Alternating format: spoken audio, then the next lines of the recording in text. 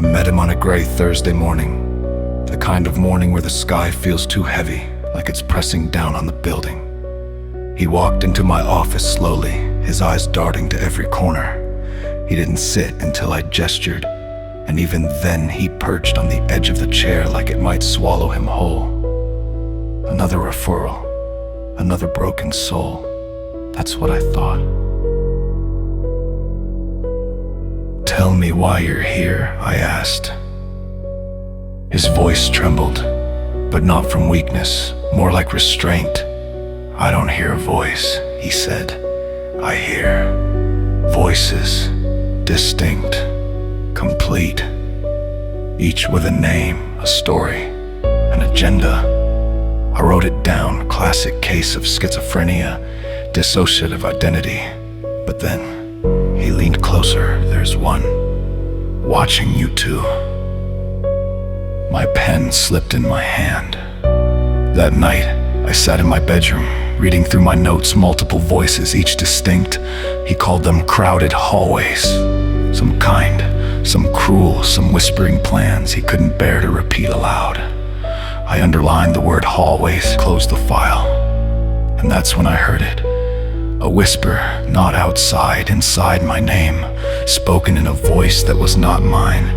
I sat up in bed, heart hammering. Silence. Was it suggestion, the echo of his story? I laughed it off, but the laugh sounded hollow. Session 2. He came in smiling, the fragile smile of a man who knows something you don't. "They spoke to you, didn't they?" he asked. I froze. Didn't answer. His grin widened. "They like you," he whispered. "They want to play. Patience project," I told myself. "They manipulate," but still, his words sat in me like a seed. By the third week, sleep had become my enemy. I woke at 3:17 every morning to footsteps inside my skull.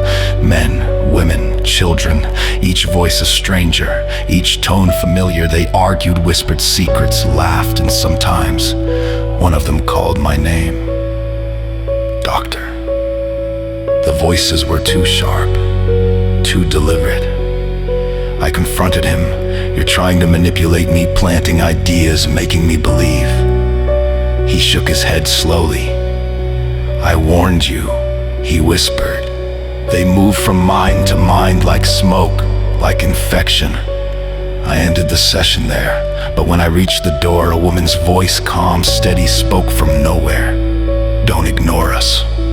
The room was empty. Nights stretched into weeks. My reflection betrayed me. Sometimes my lips moved, but no words came out, and yet I'd hear speech clear, not my own.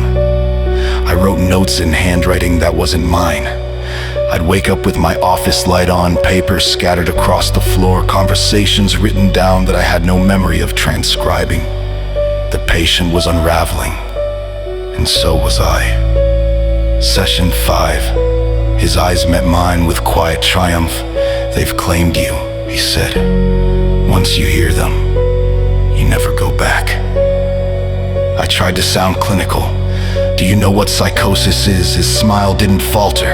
"Do you know what awakening is?" I sent him away early, but the words dug deep. By the 7th week, I couldn't tell which thoughts were mine. I'd crave foods I hated, feel grief for strangers. At night, the whispers became conversations, crowds of them talking over each other. And one voice always rose above, deep, commanding. "You are not who you think you are." Finally, I called him. "Tell me how to stop it." His answer was simple. "You don't. You join them." And I realized with a clarity that froze me, the voices weren't strangers. They were fragments, pieces of me. I had buried my anger, my shame, my lust, my grief, my regrets, splintered off but alive, waiting. He wasn't the one infected, I was. All this time, I wasn't treating him. He was treating me. And maybe he cured me. Now I walk through those hallways at night, crowded corridors of voices, each one mine, each one alive. I don't fear them anymore. I listen. I learn. I become. And when I close my eyes, I hear them whispering together in perfect unison.